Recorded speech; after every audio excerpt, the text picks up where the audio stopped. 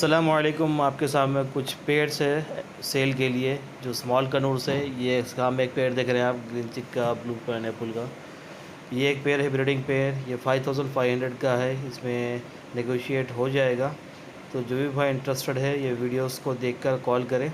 और ये दूसरा पेड़ है, ये भी जो है ब्रीडर पेड़, सेट पेड़ है। ये आपको 4500 का पेड़ है। इसमें भी थोड़ा बहुत नेगोशिएबल हो जाएगा। अगर 2 पेड्स आप ले रहे हैं तो 2 पेड्स आपको 8000 में आ जाएंगे।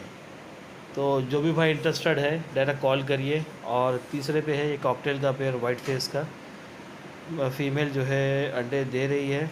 ये भी सेट पेड़ है। कांटेक्ट करें सीरियस बायर्स।